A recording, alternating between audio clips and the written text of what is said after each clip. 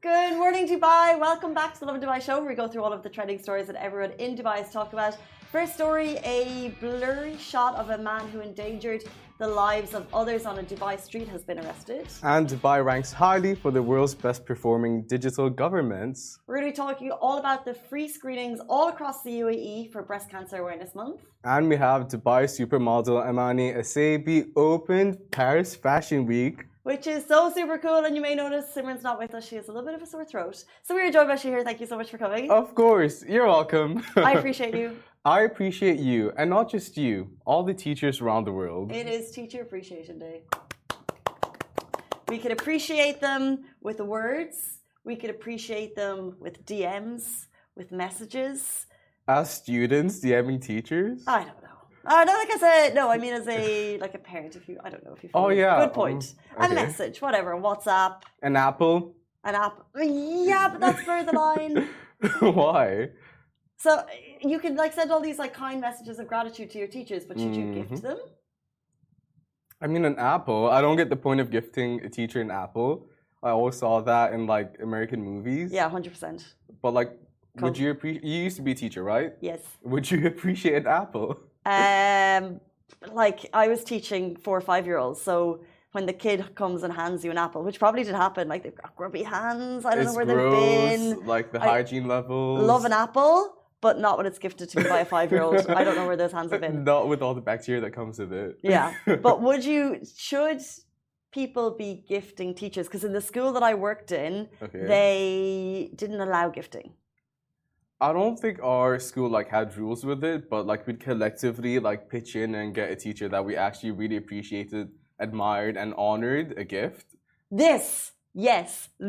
Right? Because if you have a class, right? And every now and then you might get to, I'm not saying every teacher should get a gift, but if you're thinking about it and if you're a parent, teachers, if you appreciate them, teachers appreciate.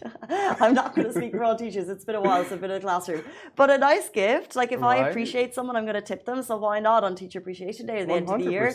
And get in with the class. Because if you're getting them a little something, why not pool resources and get something that's solid? We used to do iPhones, so that was our school's thing. What? It was, no, we do it for everyone. We do it for people's birthdays as well. So we'd all chip in, and it would be 50 dirhams each. When you have a whole year group doing it, it's gonna add up. So we used to do iPhones for people's birthdays and for teachers that we cared about. And the teachers iPhones? Yeah. What about the teachers you didn't care about? Well, that's on them. What type of teacher were you? A teacher who was not getting an iPhone, and now I know why. Yeah. No, but we so I think in other schools actually there probably was, I think, schools that do accept gifts. The gifts could get quite extravagant, and that leads to a little bit of uncomfortableness among parents. So I get that. Yeah. In my school, I think because they weren't allowed, you just have some parents sneaking in. Things that you would appreciate, like sneaking a candle. In. Oh yeah, smuggling like a prison. Smuggling 100% because they were totally banned. Yeah. So you would have some parents out of the bag, a little candle under the table, and they'd be because they would have different kids in different years, they know the rules. Yeah. You could not be seen walking out of that school with a gift box. No way. No. But however, I would encourage, as a former teacher, I would encourage the gifting. Why not? What was that? The gifting? The gifting. Are you asking for something in particular? No, I don't mean cash. I mean a gift. But that's because if I appreciate a service, I tip. 100%. And I think it's the same thing. And teachers have such a massive impact on students. I still remember one of my favorite teachers until today, Did they get an iPhone? They actually didn't because they left halfway through the year. What were they teaching you? English. And she just she let me use her classroom during break times to hang out with certain people that I shouldn't be hanging out with. Just small things that teachers do. Let you get away with murder. No, that was it. My drama teacher, I've put her through a lot. But what? I didn't get the role of demon headmaster one year at the school play. That's a thing? That was a play. So I barged in. I'm like, how dare you not give me the part? I was very dramatic. Oh, I showed her drama. And we still see the drama to this day. Okay, let's jump into our top story. We're talking about the man who endangered the lives of others on a Dubai street. Dubai police have posted a blurry image of a man who has since been arrested. As per Article number 399 of the Federal Penal Code number 31 of 2021, people who deliberately commit an act that would endanger the life, health, and security of the people will be sentenced to imprisonment and/or a fine. So Dubai police also sent a reminder to you, the community members, to if you see crime, report it. Use the Police Eye platform to report illegal and harmful practices. You find the Police Eye services on the Dubai Police Smart app, which aims to engage the public in maintaining security, reducing crime, and reporting criminal activities. Just a little something I want to say on this. Like, I love the Lovin Dubai community on DMs. Like, we are so blessed and so fortunate to have so many people sending us so much stuff. But a lot of people will send us photos of illegal activity, and they'll say, can you share this? No, like, wait, you certainly cannot. How illegal? Just think, we were like, immediately send it. If you want something to be acted on, they're probably trying to get the story told or reposted, which I understand. But your first communication when you see something illegal, when you see illegal activity, you send it immediately to the police. And there's that super easy service which Shahir just mentioned. It's on the Dubai Police app, the Police Eye. Yep. So easy. I've done it myself. Really? What for? Can you say? Yes. When I was so incensed by a scam caller who didn't scam me, but he called my mom.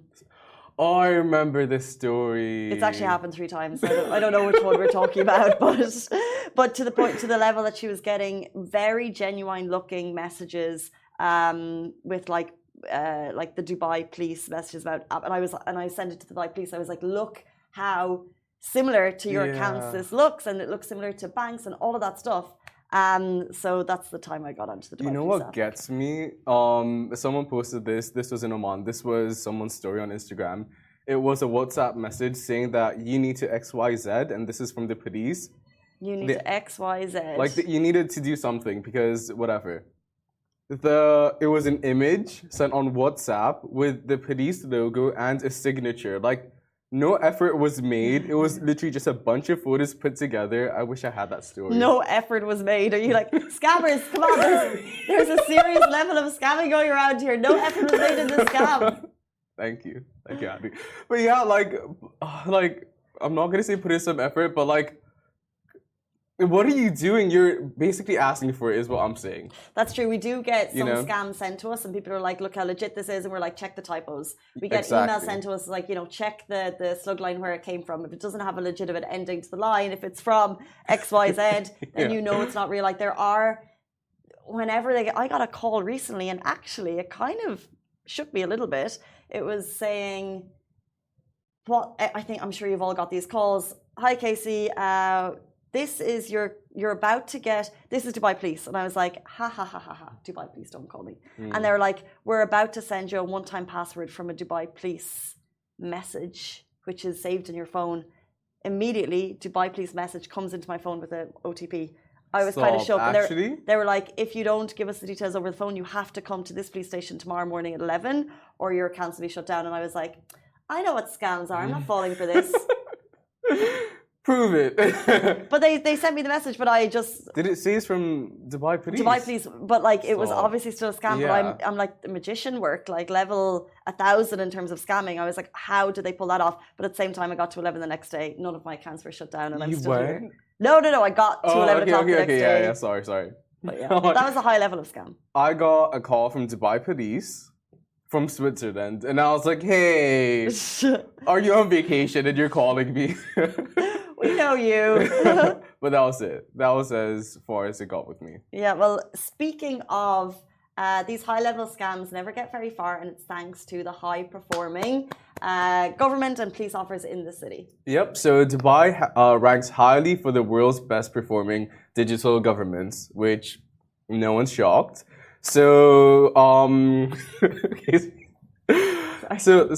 there's no stopping Dubai, folks. The city is steadily climbing the popularity ladder and is ringing the victory bell at the top every single time. So, merging technologies, culture, heritage, fashion, bling, and a whole lot of love, and voila, you have yourself a city like Dubai.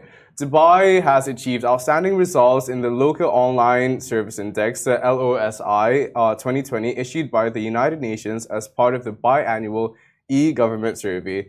With the city being included in the list of the world's best performing digital governments that received a very high rating. Are you shocked? I'm not. Dubai was ranked 5th globally and 1st in the Arab world in the index. So not only were we ranked very high, Dubai received perfect scores in its institutional framework, content provision and service provision. These factors earned Dubai its top position and reputation as one of the world's best digital governments, which is just amazing. The city also received 4th ranking in the technology index. The latest local online service index assessed digital governments in major cities across 193 countries.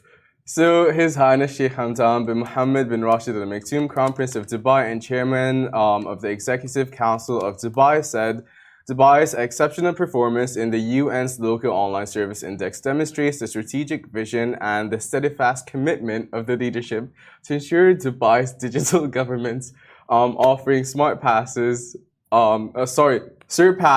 the highest global benchmarks, driven by its commitment to adopt advanced technologies and forecasting. I'm sorry, this situation is funny. We have something happening behind the scenes and I can't hold myself, my bad. Dubai has created a unique model for governments and advances human happiness and well-being in the sphere of life. Yeah, we hope our mic situation on Instagram is now fixed. We're doing our best. So stay with us. I'm so sorry. Following on what you hear was saying, His Excellency Abdullah Mohammed Al Basti, Secretary General of the Executive Council of Dubai, added that the aim is to achieve 100% automation in government services through innovative projects designed to benefit various segments of society and facilitate a high quality of life. And literally, if you missed the beginning of the show because our mics are broken, I'm sorry, but this is what we were talking about. Like, we've just given the proof. So we were talking about the scams, we were talking about Dubai Police. These are facilities that we use that are digital, that we can avail of ASAP, and then we are ranking in the top across the world for our digital infrastructure within the government, which is just phenomenal, and it's just one of the things that makes life great here. It literally makes total sense for Dubai, and now that we're a paperless government, everything is done online. So everything's so spick and span, everything's so accessible. Like, moving here, the level of efficiency you have at like doing stuff from the comfort of your own home is unmatched. Maybe it's too much. You become an introvert. You're like, I'm not going to leave. For yourself. But it takes down, like, it takes away the hassle of like commuting to X location, making sure you have A, B, C, D piece of paper or whatever, you know. Everything's online. Everything's literally like. I mean, if you look at specific things, so what we were talking about is the Dubai Police app. Like, if there's a crime, and the thing is, if it's a crime that's not related to you, are you always going to report it? But this makes it so easy. And what they're doing is they're encouraging us to be the police nearly. So if you see something on the street, yes, actually, Dubai Police eyes are everywhere, but we can assist in the reporting of it. Something else that's going to make it super easy for you in the next month. This is obviously specifically for women. There are free screenings all over the UAE for Breast Cancer Awareness Month. Breast Cancer Awareness Month is here. Of course, it's October. You'll see the pink ribbon everywhere. And the UAE is doing its duty to raise the public's awareness for breast cancer. So specifically, its detection, its treatment, and the need for a reliable permanent cure. So what you're going to see now across the country is the Pink Caravan. It's offering citizens, residents a free screening and consultation with experts throughout the month of October. This is amazing. Amazing. So the state-of-the-art mobile medical clinic, the Pink Caravan, is traveling through 4 Emirates to give residents and citizens free screenings on Monday, October 3rd. WAM released a media statement of the UAE's campaign for Breast Cancer Awareness Month. Additionally, the Pink Caravan and Friends of Cancer Patients began this campaign throughout the Emirates. And the Pink Caravan will travel through 4 Emirates to give residents and citizens consultations. And here are the dates. So what we have is, we know that there are free screenings across the country, and we would really just urge you as females to go and make use of this incredible initiative. Starting October 4th, University of Sharjah, so it's going to be in Sharjah, then Sharjah Emirates Identity Authority, Sharjah Ladies Club. Then October 19th, we're looking at also University of Sharjah, So across Sharjah, and then we go into Abu Dhabi, it's got dates, and all of this is listed. So let's just go to Dubai since we're here. And are you from elsewhere? You can see it on our Instagram. October 8th, Murdiff City Centre. October 15th, La Mer. Dubai Frame will have a day. Mamzer Park will have a day. And Raw Cafe on October 23rd. These are all listed on our Instagram page and on a website on Lovin Abu Dhabi, actually, written by Mayar yesterday. So get those dates. Use this as an opportunity to go get checked. I don't know about you, but in general, health checks. I talk about them a lot. Yeah. And I'm always suggesting, go and do it, go and do it. But I'm going to do it. I'm going to put a note in my calendar. It's just a reminder. It's just that mental note of, oh wait, I'm in charge of myself now. I have to make the effort. And it's only going to benefit you. I have friends that are massive hypochondriac. What are you called when you're... When you think you're sick all the time? That's hypochondriac. Yeah. Yeah. And it's not the worst thing ever, because at least when the smallest thing happens, they make the effort to go and actually like get it checked, you know? So better that than the complete opposite. And this is interesting. Like I've had 2 conversations with women in the last year, and I was so touched by their stories because they had, for whatever reason, gone to check, but it was like one woman was like, oh, everyone was going to get checked, I didn't want to go, and then they suggested, you just go and get checked. So she went in, like, wasn't part of her day, wasn't part of the plan, and they found, I guess, cancerous cells, and she's been through it, and she's actually started a support group in Dubai for women who've been through it, because there isn't that many, as far as I'm aware, there aren't that many breast cancer support groups for women, but it was just so... It gives you goosebumps even thinking about it. And then another woman who I've spoken to who had got checks her whole life, and then she was in her 60s and she kind of thought she'd passed the wave of needing the breast cancer check. And then at that point, for whatever reason, again, it was kind of an unplanned going to check it, because she's been checked her whole life and then had stopped bothering because she thought she was at a certain age she didn't need to. And they had found cancerous cells, and she's been through the whole thing. She's come out the other side, thankfully. But those 2 stories are a reminder that it's so important to go and get checked, and we have free state-of-the-art mobile clinics to go and get checked. So please, please do. 100% well said. Literally, like people, you almost think that certain things don't affect you no matter what it is. Just because you don't see it in front of you, you think that you're good, but in all reality, like, you never know, you know, and it's better safe than sorry. Do it for your own peace of mind, and like, you lose nothing. It's completely free anyway. 100%. So yeah, just in general, I feel like sometimes as people we think we're, like what you're saying is that we think we're invincible, and we are certainly not. So use these opportunities to go and get checked. So we had a little bit of fun on the show with the mics today, but I think we're back up and running just in time for our next interview with the incredible model Ameni Esseibi. She was opening Paris Fashion Week. She's from Dubai, and she's going to be in the show with us right after this. Welcome back to Lovin Dubai Show. With us today is one of the hottest models to come out of the Middle East. She's been making waves in the fashion world ever since she set foot on the scene, and most recently opened Paris Fashion Week 2023. Welcome to the show, Ameni Esseibi. How are you doing? How are you? Well, last time I saw you was 4 years ago, so it's always good to be back. I feel like I'm home. How is that possible? When she says last time, we interviewed Ameni like in our old studio, but 4 years ago? 4 years. I remember because it was as soon as I started my career. Like, it was literally in the beginning. So tell for people who don't know your start of your career, how did it start, and what's happened since then? Give us the update. Like, so much happened since. It's crazy. Well, it started in 2017, and I started. I wanted to represent the Arab world on an international level. Like, that was always one of the goals of mine. And I felt like there was a big hole in the market where plus size people weren't represented.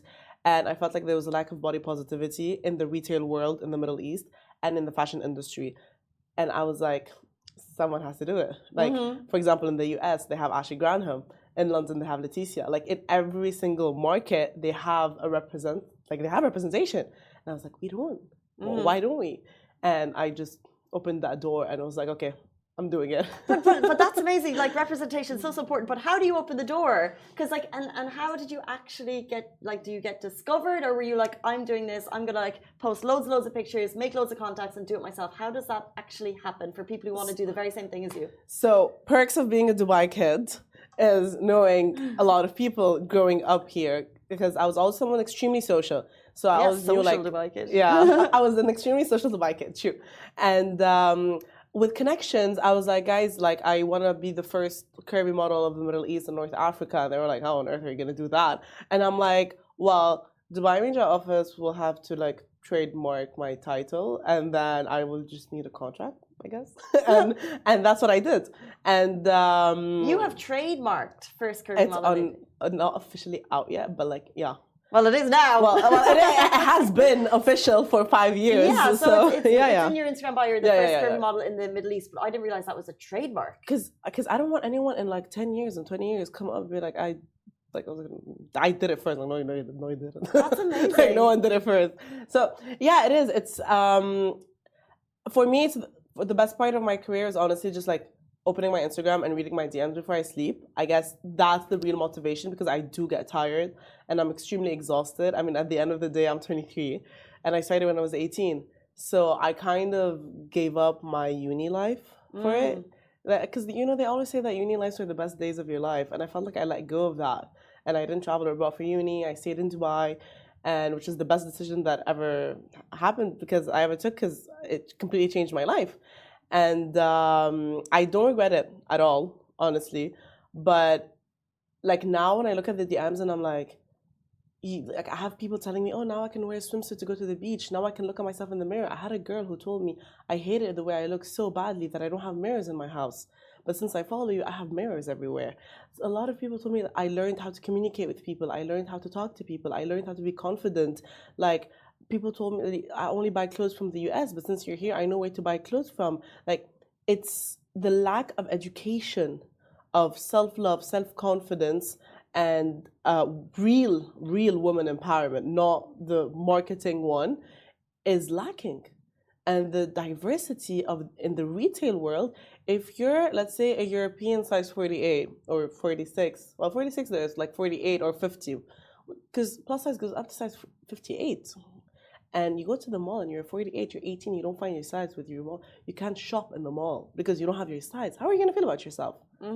It's normal that you start building insecurities inside yourself because the retail world, there's demands. Not that there's not demands, there is demands. And when you watch fashion weeks, there's always a lot of like starting to be plus size models representation. But when you go to the store, what you see on the runway is not there.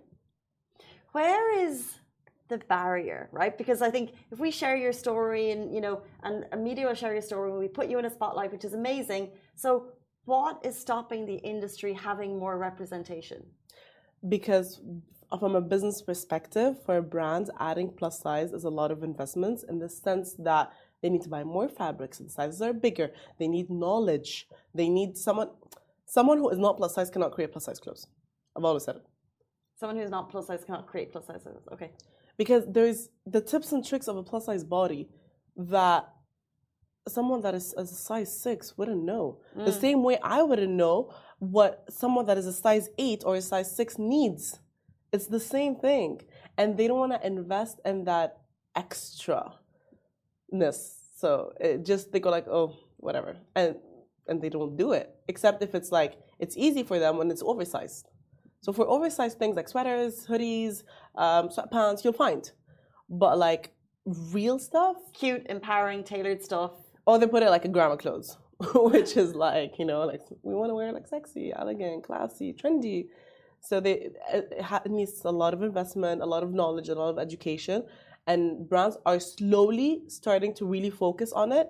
But I think it still has like a lot of work to be done, like a lot. Let's jump back into your DMs because I thought what you shared was so powerful. Do you have time to get back to everyone? Do you feel a pressure to, like, if people are opening up and you are their pedestal in terms of, you know, you're representing, you know, women who need representation, is it pressure to try and get back to everyone? And when they share stories, do you have to, is it hard? It is. It must be, you know, you're busy. Honestly, it's mentally hard. It's not physically hard because I can always save like an hour per day to just dedicate it to just answer back. That's a lot of time. But it's like I feel so responsible though, honestly, because I don't get DMs like, oh my God, I love your lipstick. Where did you get your lipstick from? I don't get DMs like that. I get paragraphs of like women, wives, mothers. Like my DMs are intense, honestly. Like, I get DMs from wives telling me, oh, my husband cheated on me and I hate myself and I feel like I'm extremely ugly and it's because of me, and if I was pretty and if like he wouldn't have cheated on me. I'm like, no. I'm like, it's the DMs I get are crazy. How do you want me to not answer to that? When I'm the person that I'm always like, I'm here to teach you self-confidence. I'm here to teach you how to love yourself. I'm here to like show you how to rock your life on a daily basis. I'm here to teach you how to be careless about society. We live in a society that is extremely judgmental. That's the truth reality, and that's the sad reality. And it's like, you have to learn how to overcome these things. And they need to relate to someone. I always tell people, if you're on my Instagram and you tell me, I wish I looked like Ameni and I wish I did this like Ameni, unfollow me.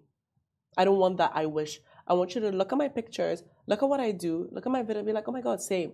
Love yourself. Yeah, like same. That's what I want. Don't tell me that I wish. I don't want you to wish. I want you to do it. And if the problem is like, I'm not gonna answer with like, oh my God, thank you so much, this means a lot. It's like, I answer back with voice notes, I answer back with like long paragraphs. I really take my time. Love that. Especially during summer. I feel like for me, summer, I always say it's like insecurity season. Because like beach, swimsuit, shorts. 2 years ago, I did a campaign on social media with a couple of other public figures where it's like, it was the hashtag wear the shorts. Because a lot of people were actually insecure of wearing the shorts. Because of anything, cellulite, thick thighs, like. Also, like my biggest issue always is explaining to people why cellulite and stretch marks are normal. I feel like that is like the biggest like thing I get. It's like, where are the ad campaigns with the cellulite? Why not? Because it's $1 billion industry. How do you want them to make money if you're okay with your cellulite and your stretch mark? They're not gonna make money. So they need to make sure that you think that that's wrong, so they make money off you. A cream is not going to remove your stretch mark. A cream is not going to remove your cellulite. Do you hear that? It's never going to work, so stop wasting your money. It's scams. And stretch marks, I think personally, stretch marks are the most beautiful thing on earth. Same. Because for me, it's art. One, it's art. Two, it's female empowerment. Three, my stretch marks has a different story from your stretch marks. I agree. And that's what makes you a woman. And it makes it extremely pretty. And that's the strength. Like, for example, my mother's stretch marks can be from birth.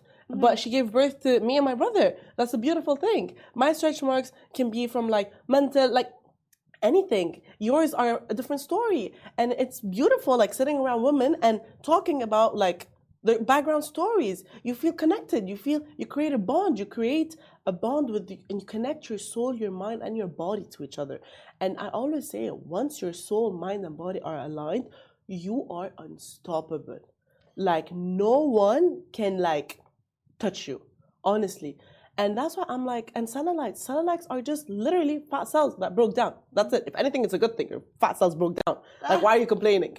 And like, and it's good. You just like, worst thing you can do, like a drainage massage, which I do also, which is good for the water retention before fashion weeks. I always do that. But buying creams, like I see my friends investing in creams and freezing, I don't know what. And I'm like, guys, do you honestly think that tomorrow you're gonna wake up with no stretch mark and no cellulite? Well, the whole thing of like the amount of money that we spend on products that we should not be is like a whole lot. Like the beauty industry is, we're constantly sold an image that we'll never be able to achieve. It's an unachievable image. But we're moving away from you, and like you said, you spend, let's say, time in your DMs, and it's a lot of pressure. And you said you also skipped uni. You feel like you missed out. Like, what's a typical day for you like now in your career? Okay, so for example, like if we're gonna talk like now, just came back from Paris from Fashion Week, and by the way, you looked amazing. You were in the opening show of Paris Fashion Week this season, Monsanto. It was amazing, and honestly, like I can't thank enough Arab Fashion Council. Being their ambassador, first of all, is like a huge thing for me and an honor. And them really believing me, like the founder, Jacob, and the CEO, like Muhammad, like they have had my back and they believe in me. And I think that's what's important. Once you have people that believe in you and push you, you can reach for the stars. And like when they told me like what are like, list down your goals, I was like, of course, walking Paris Fashion Week. I mean, it's any model's goal. And they were like, we'll make it happen. Let's do this.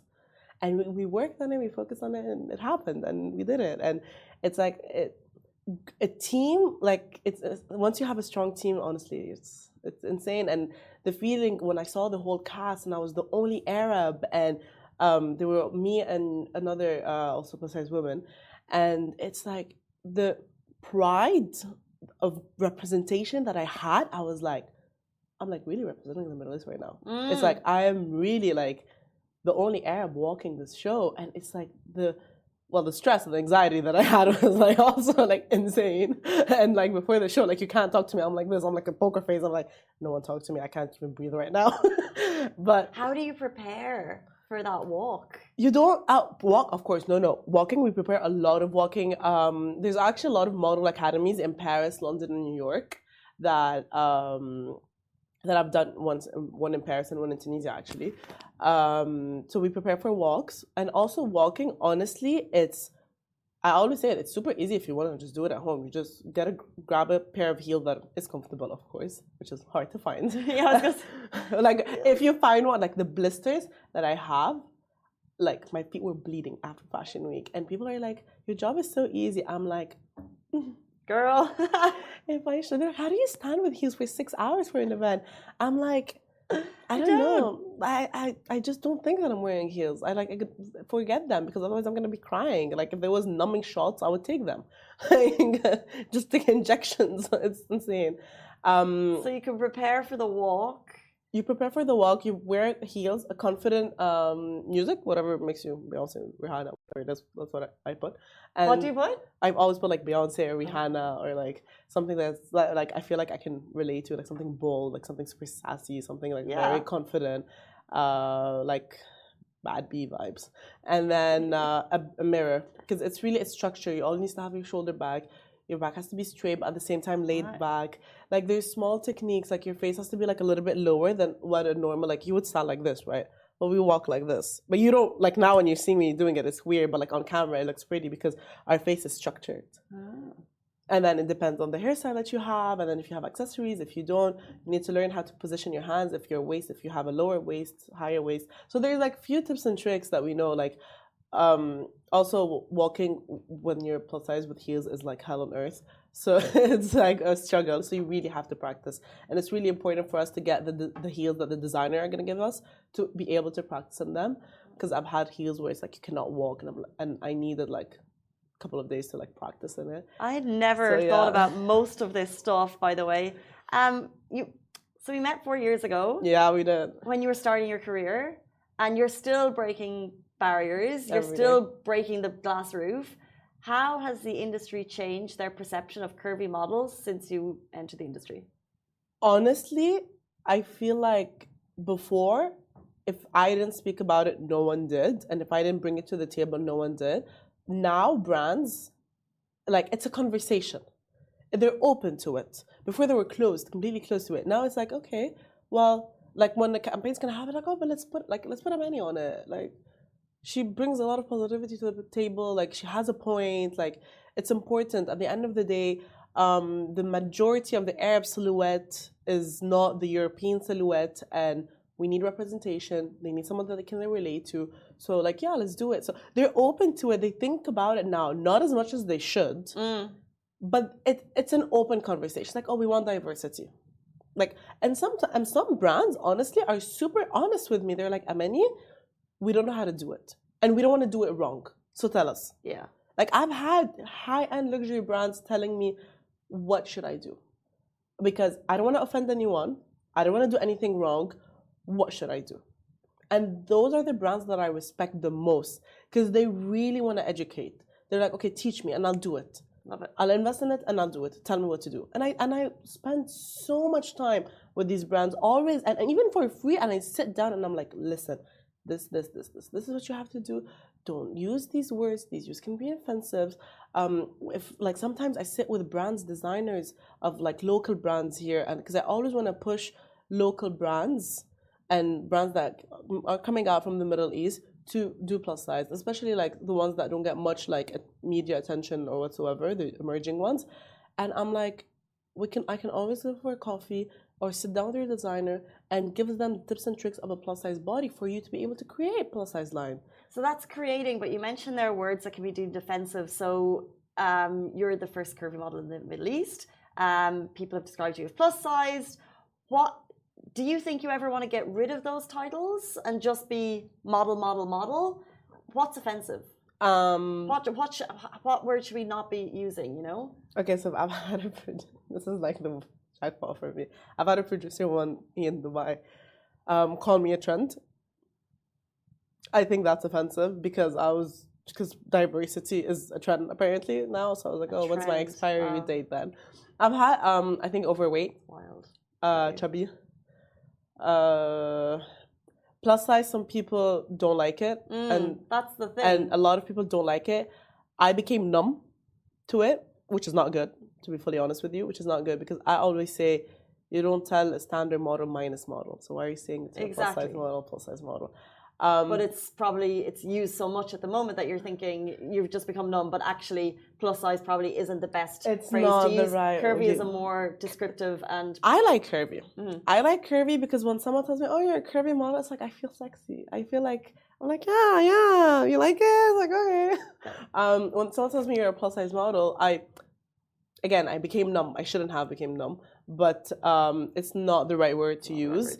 At the end of the day, labels in the industry are still here. You're a Caucasian model, you're a plus size model, you're a petite, you're a tall, you're a black, you're an Asian model. The labels are there. We cannot lie, we cannot hide it. They're there. They're there to use it for diversity. That's a good thing. But eventually, with time, they need to leave because everyone is a model. It doesn't matter your skin color, your nationality, your religion, your size, your body type, you're a model. Dot.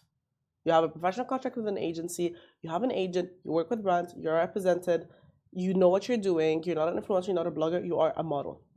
Stop. Like, it doesn't matter what kind of model you are. That's what I was getting at. That's the end point that I want to get to. But honestly, we're still far. Like, because right now, I feel like I'm still in the phase of even educating people about bigger bodies.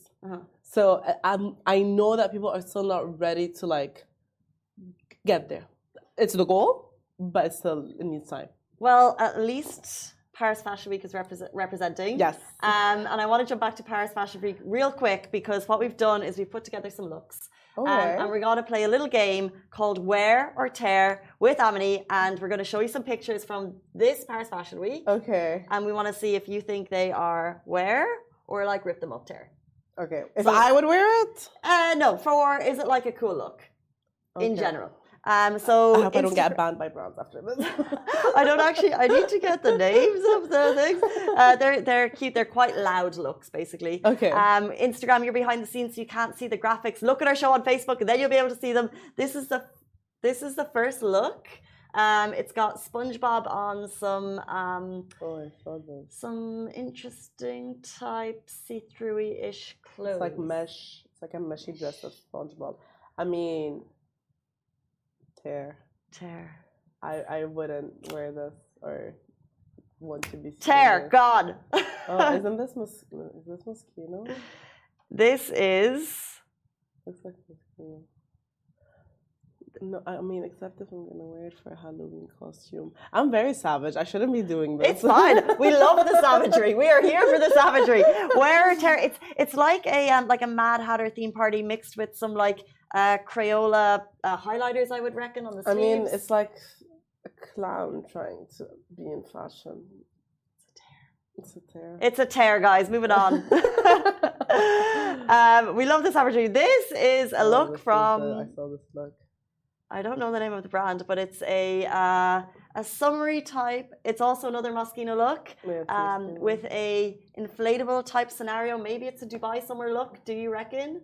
I can see someone wearing this at Namos already. The looks in Namos. I've been there once. Love it.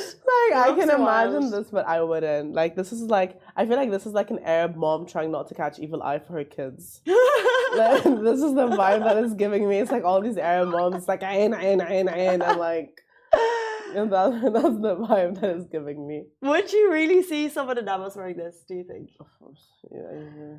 You see everything in Dubai. Okay, we've got 1, 2, 3 more to go. Paris Hilton opening the runway. This is the closing of Versace. I mean, this is an icon. Like whatever she does I wouldn't personally wear that dress, but it looks so good on her.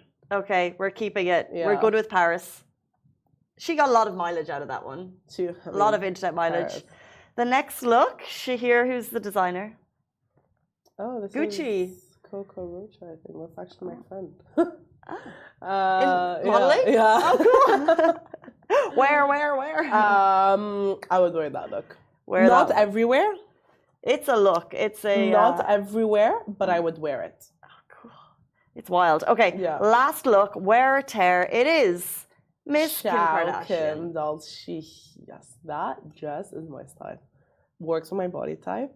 Like snatches everything. Definitely a wear. Well, I mean, I'm wearing a bodycon dress right now, so just proves how much I love bodycon dresses. So yeah. Kim is all about the snatch. I mean, yeah, she loves not breathing while wearing clothes.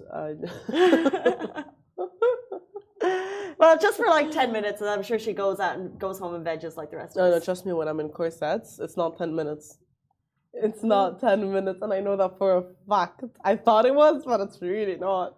It just me can't breathe in it. Like, it's not a joke. What are you doing? Yeah. Okay, so wear or tear, it's a massive. It's a massive wear. It's a massive wear. Guys, thank you so much, Ameni, for joining us on the show. Thank you. This was fun to do. I like these things. Not at all. Continuing to follow your journey. If people want to follow you, because I think they want to see your page, what you're up to, if they want to ask you questions, how can they find you? On my Instagram, Ameni Esseibi. That is it. Ameni Esseibi on the show with us this morning, and we're back with you tomorrow morning and every single weekday morning, same time, same place. Goodbye from me. Thank you. It was good to see you. See ya. Hello everyone, it's Hala Bassam from Smashy TV. Are you interested in the latest tech and business news in the region? Then make sure to check out our show Tech Bil Arabi on Smashy TV app and on our website www.smashy.tv. And don't forget to follow us on all our social media platforms at Smashy TV. Smashy TV for the driven, the dreamers, and the doers from Monday to Friday at 10 a.m.